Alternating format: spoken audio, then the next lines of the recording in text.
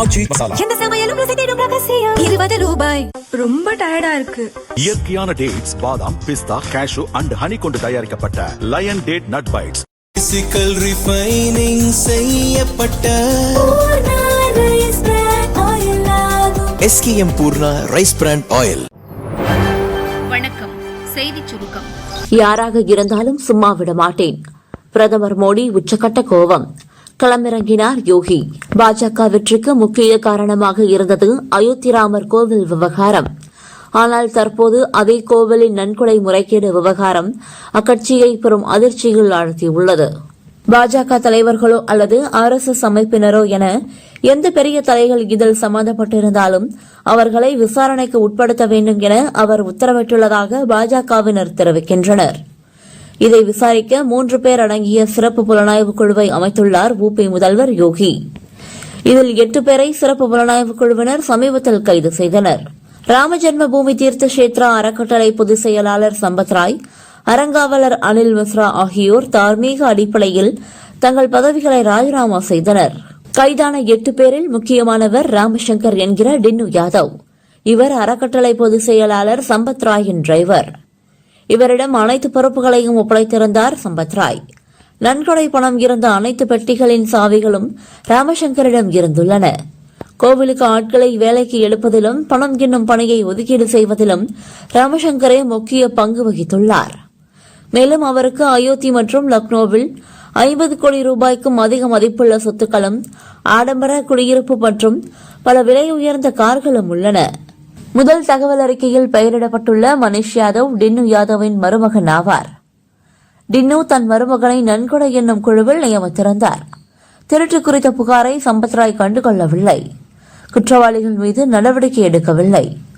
எனவே அவரை விசாரிக்க வேண்டும் என RSS தரப்பில் கூறுகின்றனர்.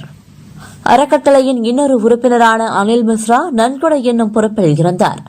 இவருக்கு அயோத்தியில் ஒரு பெரிய குடியிருப்பு இருப்பதுடன் 5 ஆண்டுகளில் இவரது சொத்து பல மடங்கு உயர்ந்துள்ளது.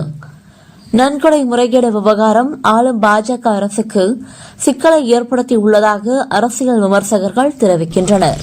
PM மோடி பாணியில் CM விஜய் 2014 காட்டப்பட்ட அதே வேகம். முதல்வர் ஆய்வுக் கூட்டத்தில் பங்கேற்கும் ஒவ்வொரு துறையும் சம்பந்தப்பட்ட துறை செயல்பாடுகள் குறித்து நோட்டீஸ் அனுப்புவது வழக்கம். ஆனால் அந்த முறையை மாற்றி புகைப்பட ஸ்லைடுகளாக இருக்க வேண்டுமென அனைத்து துறைகளுக்கும் தமிழக முதல்வர் விஜய் உத்தரவிட்டுள்ளார். மோடி 2014 முதன்முதலாக பிரதமர் பதவியில் அமர்ந்தபோது என்ன செய்தாரோ அதைத்தான் விஜய் இப்போது செய்துள்ளார் என டில்லி அதிகாரிகள் மத்தியில் பேசப்படுகிறது. முன்பெல்லாம் மத்திய அமைச்சக செயலர்கள் பிரதமர் தலைமையில் நடக்கும் ஆலோசனைக் கூட்டங்களுக்கு ஏகப்பட்ட ஃபைல்கள் பேப்பர்களுடன் வருவார்கள். அரசின் ஃபைல்களில் உள்ள இந்த குறிப்புகள் நேரடியாக விஷயத்திற்கு வராமல் வளவளவென எழுதப்பட்டிருக்கும். இந்த நடைமுறை மோடிக்கு பிடிக்கவில்லை. முற்றிலும் மாற்றி அமைத்தார். எந்த விஷயத்தை அதிகாரிகள் கூறுவதாக இருந்தாலும் சுருக்கமாக இருக்க வேண்டும். அதே சமயம் திட்டத்தின் சாதக பாதகங்களை கணினியில் பவர் பாயிண்ட் மூலம் முறையாக திரையில் போட்டு காண்பிக்க வேண்டும் என 2014 உத்தரவிட்டிருந்தார். இந்த நடைமுறைதான் மத்திய அரசில் இப்போதும் பின்பற்றப்பட்டு வருகிறது. இதையே தமிழக முதல்வர் விஜய் பின்பற்றுவது பாராட்டுக்குரியது. இது நேரத்தை மிச்சப்படுத்துவதுடன் அதிகாரிகள் என்ன சொல்ல வருகின்றனர் என்பதை தெளிவாக முதல்வருக்கு தெரியப்படுத்தும் என்கின்றனர் சம்பந்தப்பட்ட அதிகாரிகள். கடைசி நேரத்தில் சந்திப்பை ரத்து செய்து முதல்வர் விஜய். அதிமுக மாஜிக்கள் ஏமாற்றம். சட்டசபை தேர்தலில் வென்று தாவேக ஆட்சியை பிடித்தது. அதிமுக 3வது இடத்துக்கு தள்ளப்பட்டது. இதனால் அக்கட்சியை சேர்ந்த முன்னாள் அமைச்சர்கள் நடராஜன், ராதாகிருஷ்ணன், கடம்பூர் ராஜு, சம்பத் உள்ளிட்டோர் தாவேகாவில் இணைந்தனர். MLA பதவியை ராஜினாமா செய்த மரகதம், இசக்கி சுப்பையா, சத்யபாமா, ஜெயக்குமார் ஆகியோரும் தாவேகாவில் இணைந்தனர். ஆனால் இதுவரை அவர்களால் முதல்வர் விஜயை சந்திக்க முடியவில்லை. சந்திப்புக்கு நேரம் கேட்டு அமைச்சர்கள் ஆனந்த், ஆதவ் அர்ஜுனாவிடம் வலியுறுத்தி வந்தனர். அதைத் தொடர்ந்து தாவேகாவில் இணைந்த அதிமுக முன்னாள் அமைச்சர்கள் முதல்வர் விஜயை சந்திக்க நேற்று ஏற்பாடு செய்யப்பட்டிருந்தது. அவர்கள் அனைவரும் பெரும் எதிர்பார்ப்புடன் சென்னை வந்தனர்.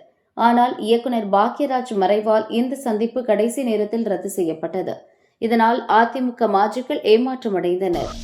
இடைத்தேர்தலில் ஆழம் பார்க்க அண்ணாமலை முடிவு. சட்டசபை தேர்தலுக்கு பிறகு பாஜகவிலிருந்து வெளியேறிய அண்ணாமலை மீதல் ஈடசி என்ற அமைப்பை தொடங்கியுள்ளார்.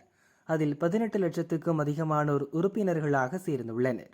அடுத்த கட்டமாக தனி கட்சி தொடங்கி வலுவான அரசியல் சக்தியாக மாறும் இலக்குடன் அண்ணாமலை காய் நகர்த்தி வருகிறார். இந்நிலையில் திருச்சி கிழக்கு, பெருந்துறை, தாராபுரம், விராலிமலை அம்பாசமுத்திரம், மதுராந்தகம் ஆகிய 6 சட்டசபை தொகுதிகளுக்கு விரைவில் இடைத்தேர்தல் நடக்க உள்ளது.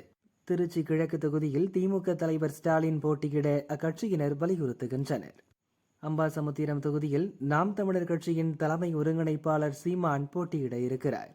இந்த சூழலில் ஈரோடு மாவட்டம் பெருந்துறை தொகுதியில் போட்டியிட்டு பலத்தை காட்டலாமா என்பது குறித்து ஆதரவாளர்களுடன் அண்ணாமலை ஆலோசித்து வருவதாக தகவல் வெளியாகியுள்ளது.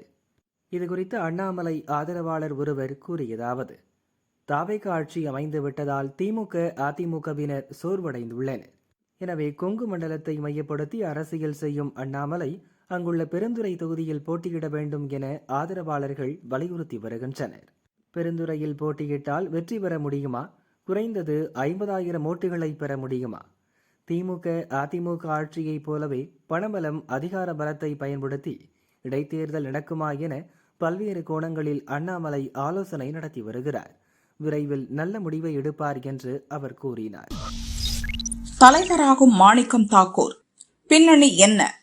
தமிழக காங்கிரஸ் தலைவராக எம்பி மாணிக்கம் தாக்கூர் நியமிக்கப்பட்டிருக்கிறார்.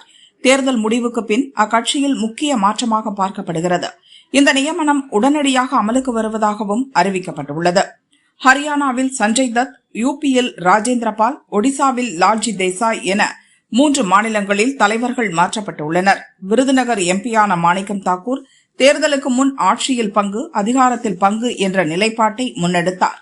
காங்கிரஸ் தாவேக கூட்டணிக்கு அச்சாரமிட்டார். அதேபோல் தேர்தல் முடிவுக்கு பின் கூட்டணியும் அமைந்தது. ஆனால் முன்னாள் தலைவர் செல்வ பெருந்தகை இந்த நிலைப்பாட்டுக்கு எதிராக நின்றார். செல்வ பெருந்தகைக்கு சில உடன்பாடுகள் இல்லை என்றும் அவர் அதிருப்தியில் இருந்ததாகவும் அரசியல் வட்டாரங்களில் பேசப்படுகிறது. தேர்தல் முடிவுகளுக்கு முன்பே தான் பதவியிலிருந்து விலக தயாராக இருப்பதாக செல்வ பெருந்தகை தெரிவித்திருந்தார். அதன் தொடர்ச்சியாகவே இந்த புதிய தலைவர் நியமனம் நடைபெற்றுள்ளது. மாணிக்கம் தாக்கூர் எதிர்க்கட்சி தலைவர் ராகுல் மற்றும் சோனியாவுடன் நம்பிக்கைக்குரியவராக இருக்கிறார் என்றும் கூறப்படுகிறது. 1994 முதல் மாணவர் காங்கிரஸ் மற்றும் இளைஞர் காங்கிரஸ் காலம் தொட்டே கட்சிக்காக உழைத்து வருகிறார். பார்லி காங்கிரஸ் கொறடா மற்றும் ஆந்திர காங்கிரஸ் பொறுப்பாளர் என பல தேசிய பொறுப்புகளை கையாண்ட அனுபவம் மிக்கவர். 2009, 2019 மற்றும் 2024 லோக்சபா தேர்தல்களில் விருதுநகர் தொகுதியில் போட்டியிட்டு வெற்றி பெற்றவர். புதிய தலைவராக நியமிக்கப்பட்டுள்ள எம்பி மாணிக்கம் தாக்கூருக்கு மனமார்ந்த வாழ்த்துகள். மக்களுக்கான தங்கள் பணி மேன்மேலும் சிறக்கட்டும் என முதல்வர் விஜய் வாழ்த்தியுள்ளார். தனியார் பள்ளிகளிடம் 100 கோடி ரூபாய் மோசடி, திமுக பிரமுகர் கைது. சமீபத்தில் பள்ளி கல்வித்துறை சார்பில் முக்கிய உத்தரவு ஒன்று வெளியானது. தனியார் பள்ளிகளுக்கான அங்கீகாரம், புதுப்பித்தல் மற்றும் தடையில்லா சான்று பெற அரசியல் செல்வாக்கோ பணபலமோ தேவையில்லை. தகுதி இருந்தால் மட்டுமே அனுமதி வழங்கப்படும். லஞ்சம் கொடுக்க வேண்டாம் என்றும் எச்சரிக்கப்பட்டது. முந்தைய ஆட்சியில் தனியார் பள்ளி நிர்வாகிகள் தங்கள் பள்ளிகளுக்கான அங்கீகாரம், தரம் உயர்த்துதல் மற்றும் திட்ட அனுமதி பெறுவதில் பணம் கொடுத்ததாக புகார் எழுந்தது. ஒவ்வொரு நிர்வாகிகளாக இந்த ஆட்சியில் பணம் கொடுக்காமல் அனுமதி கிடைத்ததாக கூறி மகிழ்ச்சி அடைந்தனர். பெரும் விவாதத்தை கிளப்பிய இந்த விவகாரத்தில் இப்போது அதிரடி நடவடிக்கை எடுக்கப்பட்டுள்ளது. சென்னை சாலிகிராமத்தில் தமிழ்நாடு தனியார் பள்ளிகள் சங்கம் என்ற பெயரில் பதிவு செய்யப்படாத சங்கம் ஒன்று செயல்பட்டு வந்துள்ளது. திமுக பிரமுகரான அரசகுமார் இதை நடத்தி வந்துள்ளார். தனக்குள்ள அரசியல் அதிகார தொடர்புகளை பயன்படுத்தி சட்டப்பூர்வ அனுமதிகள் உட்பட டிடிசிபி மற்றும் சிஎம்டிஏ அனுமதிகள் பெற்று தர தனியார் பள்ளிகளிடம் பணம் பெற்றுள்ளார். உறுதியளித்தபடி இதை பெற்று தராமல் 100 கோடி வரை மோசடி செய்துள்ளார். இவர் மீது நடவடிக்கை எடுக்க வேண்டும் என சென்னை கமிஷனர் ஆபீஸில் புகார் அளிக்கப்பட்டுள்ளது. இதன் கீழ் புலன் விசாரணை நடத்தி கமிஷனர் உத்தரவின்படி அரசகுமாரை கைது செய்துள்ளனர். பணம் எங்கே சென்றது, இவ்வழக்கில் வேறு யாருக்கெல்லாம் தொடர்பு இருக்கிறது என்ற விசாரணை நீள்கிறது. பலத்த காற்றுடன் வெளுக்கப் போகுது கனமழை. அடுத்த 6 நாட்களுக்கு தமிழகத்தில் மழை பெய்யும் என வானிலை மையம் கணித்துள்ளது. 28ஆம் தேதி சென்னை, செங்கல்பட்டு, காஞ்சிபுரம், திருவள்ளூர், ராணிப்பேட்டை, வேலூர், திருப்பத்தூர், திருவண்ணாமலை மற்றும் விழுப்புரம் மாவட்டங்களில் இடி மின்னல் மற்றும் பலத்த காற்றுடன் மிதமான மழை பெய்யக்கூடும். நீலகிரி, தேனி, திண்டுக்கல், கோவையில் இடி மின்னல் மற்றும் பலத்த காற்றுடன் கூடிய கனமழைக்கு வாய்ப்புள்ளது. ஜூன் 29ஆம் தேதி நீலகிரி மற்றும் கோவை மாவட்டத்தின் மலைப்பகுதிகளில் இடி மின்னல் மற்றும் பலத்த காற்றுடன் கூடிய கனமழை பெய்யக்கூடும். ஜூன் 30 முதல் ஜூலை 3 வரை தமிழகத்தில் ஓரிரு இடங்களில் மிதமான மழை பெய்யக்கூடும். பாக்கியராஜ் மறைந்தாலும் உலகை பார்க்க போகிறார். மகத்தான மானுட நேயர் கமல்ஹாசன் பெருமிதம். தமிழ் திரையுலகில் முன்னணி இயக்குனரும் நடிகருமான பாக்கியராஜ் மரணமடைந்தார். அவரது உடல் நுங்கம்பாக்கம் வீட்டில் அஞ்சலிக்கு வைக்கப்பட்டுள்ளது.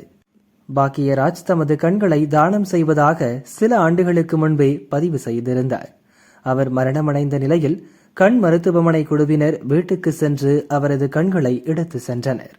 பாக்கியராஜ் மறைந்தாலும் யாரோ ஒருவர் மூலம் இந்த உலகை மீண்டும் பார்க்க போகிறார். இது தொடர்பாக பதிவிட்டுள்ள நடிகர் கமல்ஹாசன், பாக்கியராஜ் கண்தானம் செய்ததன் மூலம் பிரிதொரு உயிருக்கு பார்வை அளித்து சென்றுள்ளார். அவர் மாபெரும் ஆளுமை மட்டுமல்ல, மகத்தான மானுட நேயரும் கூட. அவர் என் தோழர் என்பதில் பெருமிதம் அடைகிறேன் என கமல்ஹாசன் கூறியுள்ளார்.